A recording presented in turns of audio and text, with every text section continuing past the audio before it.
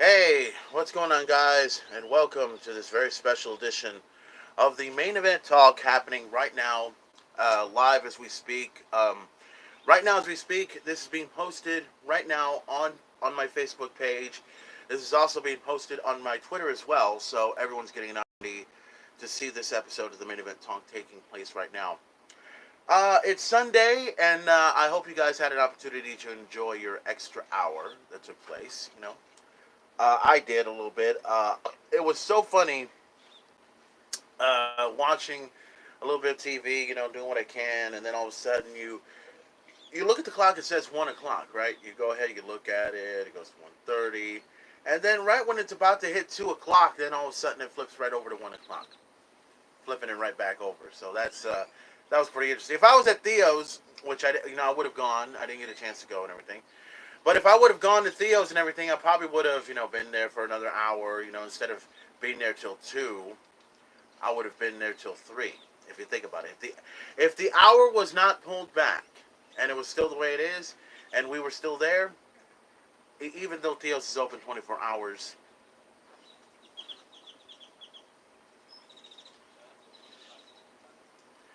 even though Theo's was open 24 hours, I'm sorry, I got distracted because I was looking over here and everything else like that. But even though Theo's is open 24 hours, I still would have been there till about 3 o'clock or something like that. Oh, crap. Sorry, I had some stuff in my shades there and everything. But anyways, I wanted to talk about something. I kept having this thought about what I wanted to do for this episode of the Main Event Talk, because even though we talked about Crown Jewel, we talked about a lot of the things that were happening, including the fact that the possibility Shane McMahon, bad idea for what he did and everything else like that, him trying to win the World Cup and everything. That was apparently it was to turn uh, Shane McMahon heel. That was the idea about that.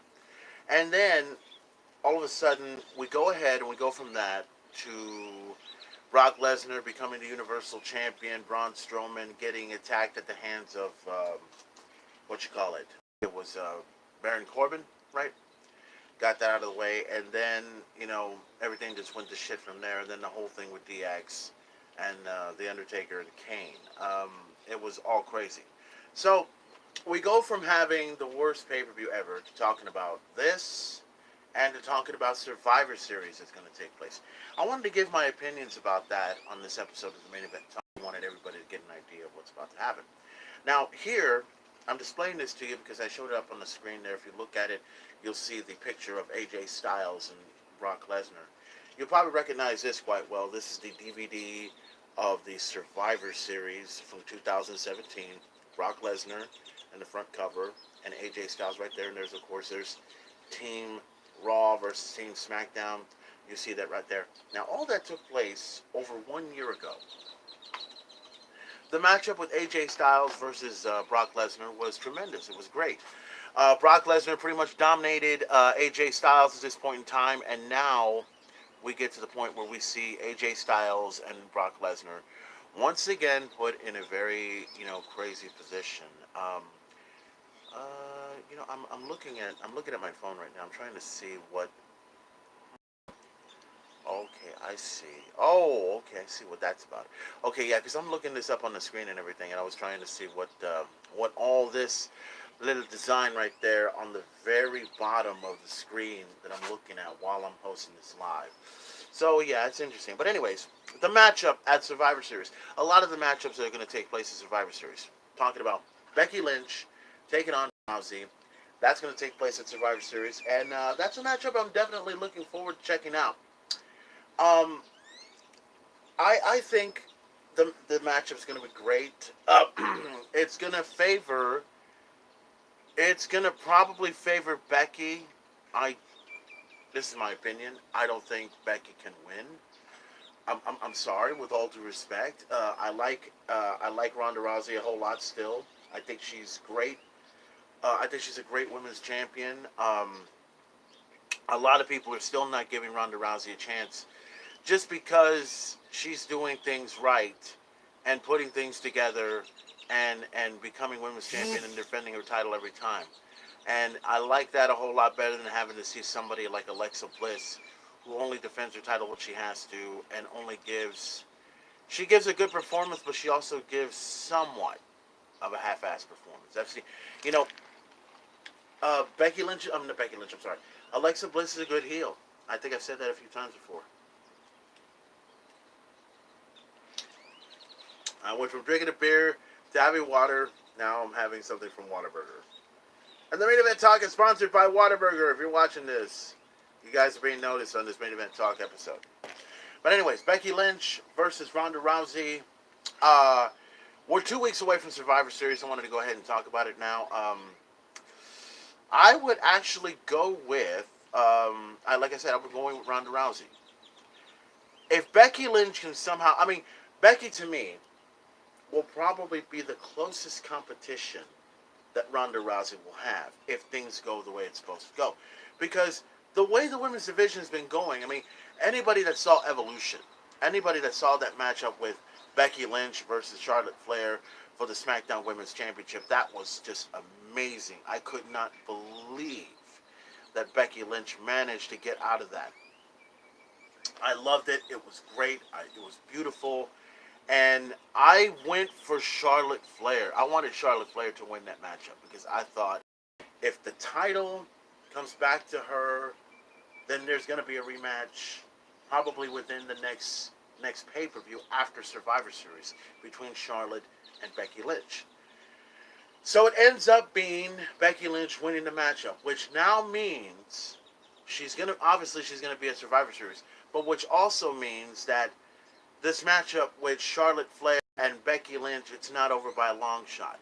I think the matchup between these two will go further into WrestleMania. I think that may happen if the time is right, if everything goes as planned. But anyways, Becky Lynch versus Ronda Rousey. I'm going with Ronda Rousey. But if Becky Lynch can somehow manage to... I think she can, but if she can manage to pull off some sort of win over Ronda Rousey, it'll be extremely amazing. It'll be extremely crazy. So, let's also talk about another matchup that's going to take place over there. Obviously, we got to talk about... I was going to talk about the Universal Championship matchup and the WWE Championship matchup, but I want to leave that alone for a while. Let's talk about another matchup, another first that's going to happen. A match that I am looking forward to checking out at WWE Survivor Series. Shinsuke Nakamura, the United States Champion, going one-on-one against the Intercontinental Champion from Raw, Seth Rollins. Now, that match right there, that's just probably a once-in-a-lifetime matchup and something that all of us are looking forward to checking out. I kind of saw Nakamura and saw Seth Rollins in that same boat in every way possible. I think, as a matter of fact, if I'm looking at this correctly, no. Oh, wait a minute. I'm sorry. I forgot that the Shield at the time last year were together against the New Day. That took place. Nakamura and Seth Rollins, I don't know if they've ever faced each other. I'm going to have to Google my stuff and see if they've actually faced off against each other before. I think this is the first time. Seth Rollins versus Shinsuke Nakamura at Survivor Series, one-on-one. Wow, man, that's it blows your mind just seeing that, and it's just so awesome to watch. I can't wait to check it out. I'm looking forward. That's probably, besides Becky Lynch versus Ronda Rousey, I think this is a matchup that's going to be tremendous, and I cannot wait for it. I'm so interested in how this matchup is going to go. So let's go straight to the Universal Championship. Let's go to the champion versus champion matchup at Survivor Series. AJ Styles, once again, is WWE Champion, and now he gets an opportunity to take on a man who became Universal Champion just a couple of days ago, Brock Lesnar. And now we see the rematch between Brock Lesnar versus AJ Styles. This is one of these dream matches that you love to see, and and all of us can agree upon this, when I say that Brock Lesnar obviously is going to win over AJ Styles. There's no getting around it, okay? But the results I found out, I found out a lot of things about the whole thing with Brock Lesnar. First of all, I want to get into one part to the Brock Lesnar story. Number one, obviously him winning a title means something. I know a lot of people are upset the fact that they don't like the fact that he's champion, and I can understand that. I can concur with that. I can agree with everything that everyone's talking about. Brock Lesnar is scheduled to have his matchup over against Daniel Cormier. Now, you know that Daniel had just won against uh, Derek Lewis. That took place last night at UFC 220. I think it was 230, right? 230. So, and then Daniel obviously went ahead and called out Brock Lesnar, and he pretty much made his opinions known that he wants really champion too, which I found funny. First of all, if he wanted the WWE Championship, let me get this out. I'm not the biggest Daniel Cormier fan. I mean, I think Daniel, he's great in UFC. He's probably one of the best of all time. Probably one of the greatest of all time. He can't beat John Jones, but he's one of the greatest of all time. But if you're gonna go after, I mean, I know Daniel's a WWE fan. I know he is. I know he likes Bret Hart, and I know he likes several other superstars in that particular nature. But if you're gonna go after the WWE Championship, call out AJ Styles, please. If you're gonna go after the title that Brock Lesnar has around his waist, call it the Universal title, or better yet, don't even care if we call it that, just as long as you find a way to go after the title. But the bottom line is, obviously, it's set for January, I think, from what I understand, or probably February. Brock Lesnar against Daniel Cormier at UFC, I think it's 231, 33, I think. So we're going to see that matchup. So what happens, I mean, I'm still going on the Survivor Series, but let me talk about this whole thing. What happens if Brock Lesnar does go to UFC and brings the Universal Championship, and basically, if he loses it to Daniel at UFC, will this mean UFC is going to take over the WWE? Will that actually happen? Or will Brock Lesnar actually do what we never thought he would do? And he would be the first of his kind to do this. Now, a lot of people may not agree with it. A lot of people may agree with it. I kind of see it as a first. And it needs to happen. For a long time, we've always seen guys that have become WWE champion, world champion. We've seen someone become Intercontinental champion, US champion. We've seen someone become a champion from this division to a champion of that division in one spot. We've even seen someone like Kurt Angle, who's been world champion, tag team champion, and X division champion all in one time. That has happened. You guys probably have heard about that story. Now, Brock Lesnar gets an opportunity to not only remain Universal Champion, but also become the UFC Heavyweight Champion in that division. And that would be a first. It would be historic. It would be good for UFC. I know some people probably disagree with that, but it would be good for UFC, and it would also be good for the WWE as well. A lot of people are not looking at it that way.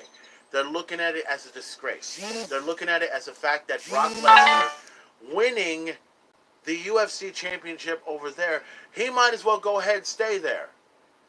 He's still under contract with WWE. And technically, he can go there and win it if he wants to and come back in the WWE ring and just tell everybody, hey, I'm the UFC champ. What the fuck are you going to do? I kind of like it. I don't know how everyone else feels about it, but I kind of like it. It's okay. But nonetheless, I mean, that's just what may happen if it comes down to it. So, at Survivor Series, Brock Lesnar goes one-on-one against AJ Styles once again. As much as I'm AJ Styles, obviously. I want him to win over Brock Lesnar. I want that to happen.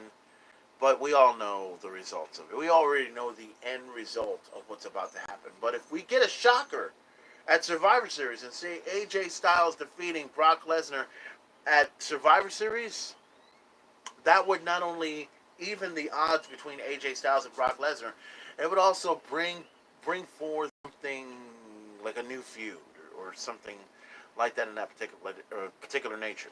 But nonetheless, at Survivor Series, we got these three great matches that are going to take place. We got Becky Lynch versus Ronda Rousey. We got Shinsuke Nakamura versus Seth Rollins. That's going to be a great matchup to look up as well. And we also got the WWE Champion versus Universal Champion Brock Lesnar taking on AJ Styles. So far, that's the only three matches that I know that are going to take place at this year's Survivor Series. Now, we go from Survivor Series to this. NXT. NXT TakeOver War Games. That's an event that I'm looking forward to checking out as well. I've never had a chance to see the first War Games on NXT, but it'll be a great opportunity to check it out this year, and I can't wait to see it. It's going to be the Undisputed Era. The Undisputed Era taking on the team of the North American Champion Ricochet, taking on the UK, the United Kingdom Champion, the WWE UK Champion Pete Dunne, and the War Raiders. Now, anybody that knows who the War Raiders are, you know quite well as War Machine from Ring of Honor. And now for them to be a part of NXT, I'm so glad that those guys are there because, you know, these guys are badass wrestlers. They're a great tag team, and I really see them going far at NXT. And at War Games, it's going to be a first for these guys. And it's not going to be a first for the Undisputed Era because they've been a part of something like this before. So they know what it's like to be a part of War Games. They know what it's like to be in this structure and everything. I've seen the old War Games when it was in WCW. But now I get an opportunity to see War Games in this particular environment. And I cannot wait to check it out. It's going to be tremendous. I can't wait. And also, talking about the NXT Championship.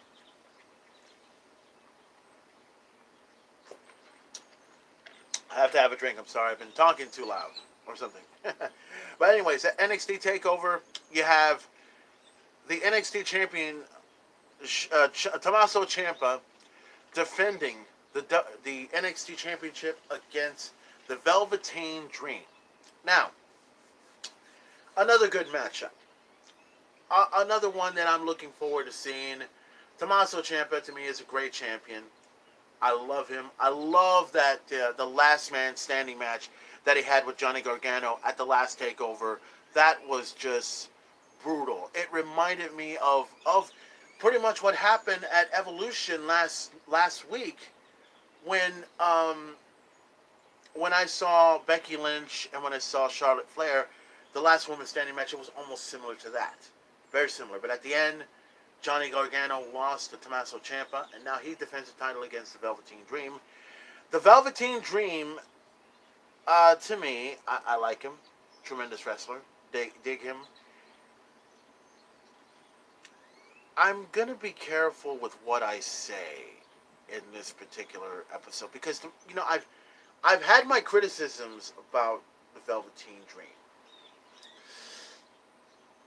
Let me explain it, and it's going to be a bit interesting. If I offend anybody about this, I apologize. But I'm trying to really see, I mean, this whole thing with the Velveteen Dream, when I first heard about it, he's a great wrestler. He kind of comes out as Prince. Does the things that but he also kind of has a, boy, I don't want to say it. I really don't want to say it. I know it's live. I know, well, really nobody is seeing it right now. Probably some people are seeing it. But let me go ahead and get this out of the way. Okay? I think when I see the Velveteen Dream and the way he does things and how he acts and everything, obviously he acts like a prima donna. He acts like Prince. But he also has some sort of, how do I put this delicately? The Velveteen Dream is almost gold dust like. And right away I know some people are like, what the fuck are you talking about? there's just something about the Velveteen Dream that makes me reflect upon Goldust. I don't know why. Goldust is considered bizarre, somewhat crazy, and a little bit arrogant. Velveteen Dream is kind of the same. He's an arrogant individual too.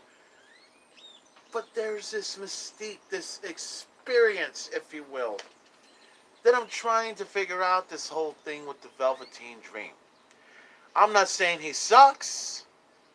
I'm not saying he's good either. Actually, let me correct that.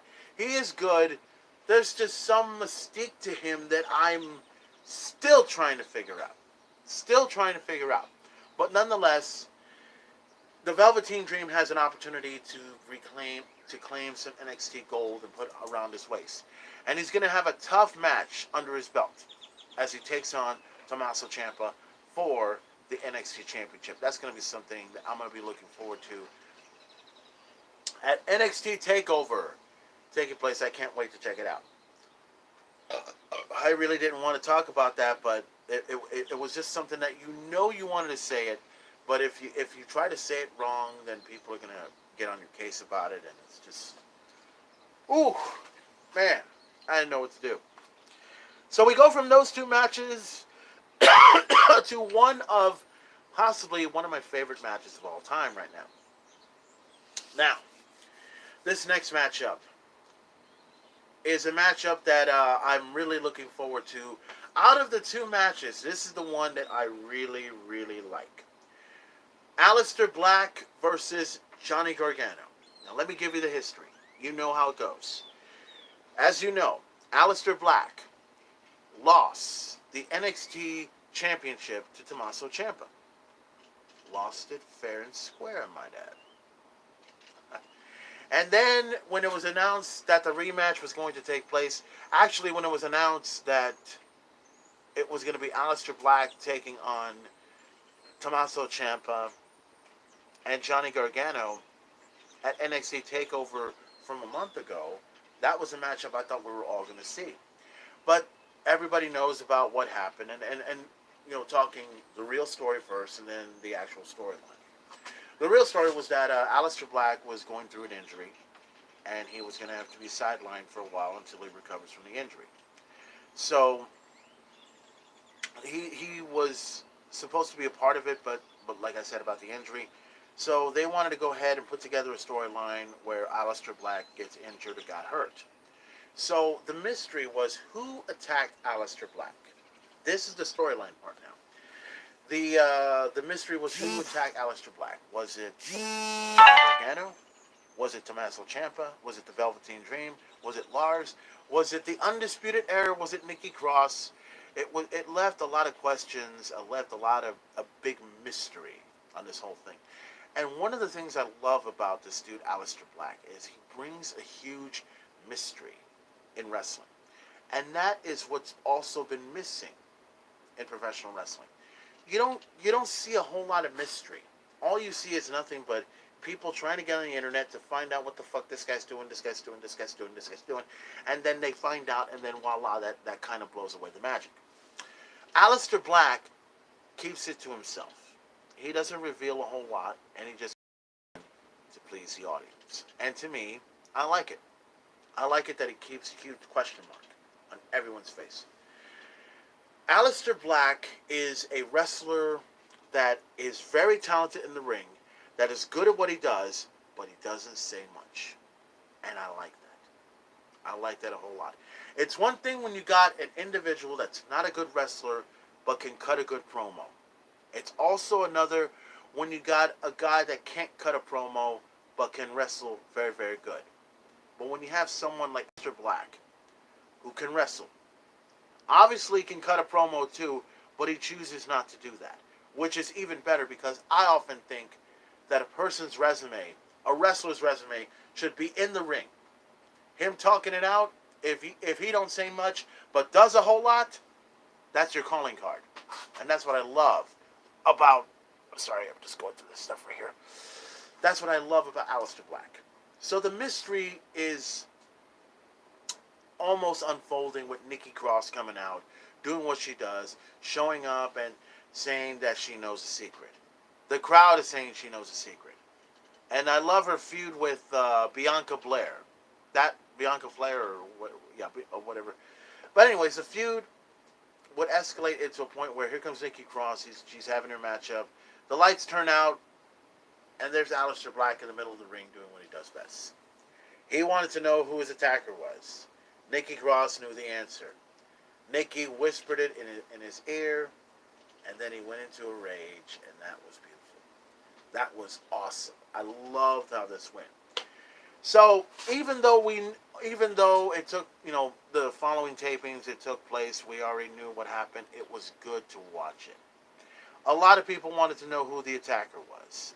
I kept thinking it was Tommaso Ciampa. I kept thinking it was Lars. I kept thinking it was probably the Velveteen Dream. The surprise was Johnny Gargano.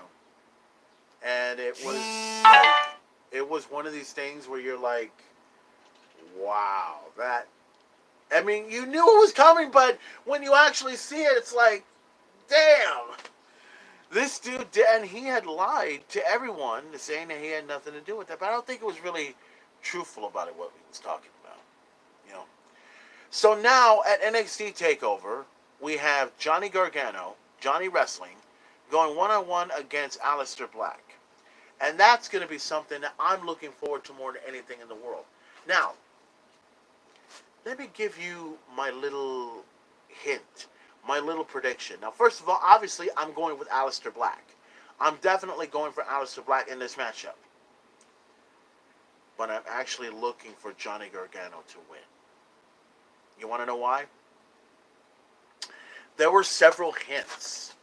There were several people that have been talking about how this storyline should come, how this thing should be between Alistair Black and Johnny Gargano. Now, imagine TakeOver being today, and the matchup takes place between Alistair Black and Johnny Gargano. The matchup is good. Everything's put together. Everything is set the way it's supposed to be. Johnny Gargano's getting his ass kicked by Alistair Black. Alistair Black getting his ass kicked by Johnny Gargano. It goes back and forth. And then at the end of the match, when Alistair Black is about to go ahead and take down Johnny Gargano, in comes Tommaso Ciampa. Tommaso Ciampa comes down the aisle, interferes in the matchup. Johnny Gargano takes a huge opportunity and beats Alistair Black at NXT TakeOver. That happens. Now, Black is so upset that he goes after Tommaso Ciampa. And then after that, Johnny Gargano attacks Alistair Black. And then it comes to the point where Alistair Black gets attacked by both Johnny Gargano and Tommaso Ciampa. That will, ooh, I mean that's just spine tingling shit. Now I'm not saying it's gonna happen, but it looks too obvious in so many ways. And plus, there were several reports, there were several hints, there were several people that want to see that happen. Alistair Black gets attacked by Johnny Gargano. Johnny Gargano is revealed as the guy that attacked Alistair Black. Alistair Black and Johnny Gargano have that match at NXT TakeOver. Tommaso Ciampa gets in the way. Johnny Gargano takes advantage and beats Alistair Black. Alistair Black goes after Tommaso Ciampa. And then Johnny Gargano attacks Alistair Black. They both attack Alistair Black. They both come back as a team. And they both take over NXT TakeOver. And lay Alistair Black flat. That's just, ooh. It's mind-blowing. You can't help it, but that's, ooh. I mean, I'm not saying it's going to happen, but it looks like it's going to end up that way in some crazy way. Because keep in mind, Johnny may have revealed that he was the guy that attacked Alistair Black, but there had to have been another person. That's my opinion. There had to have been another person that was involved. But until that's all revealed at NXT TakeOver, I'm just going to leave it the way it is. So at NXT TakeOver, it's going to be Alistair Black going one-on-one against Johnny Gargano. I'm looking forward to that matchup. You got the NXT champion, Tommaso Ciampa, going up against the Velveteen Dream. Another great matchup.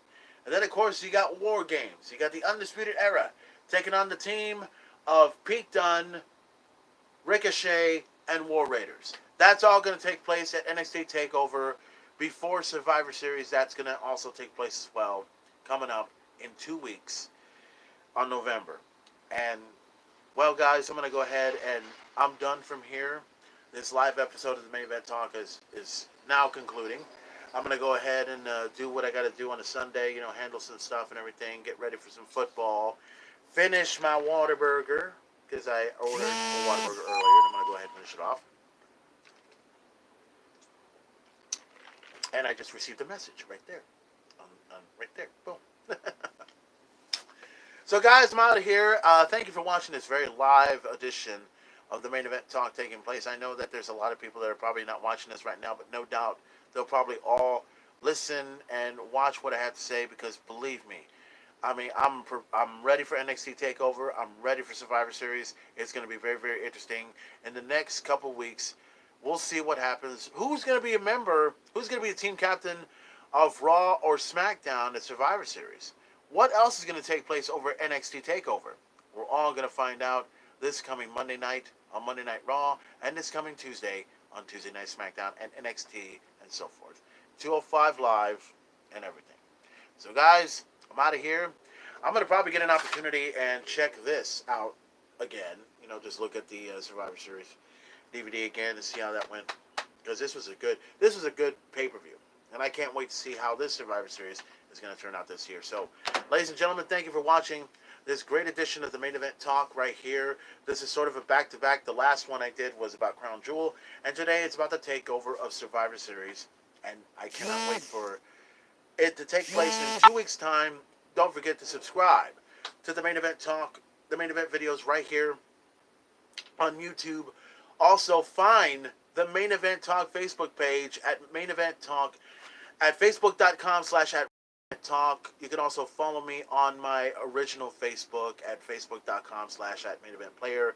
Also, follow me on Twitter at twitter.com/@MainEventPlayer, and also follow me on Instagram at instagram.com/@RealMainEventPlayer. So, thank you for watching. Have a great Sunday. Enjoy the extra hour. Monday's coming, and it's all coming to an head. Why? Because I can, and I want to. Any questions? Enough said. Survivor Series is about to go through a takeover.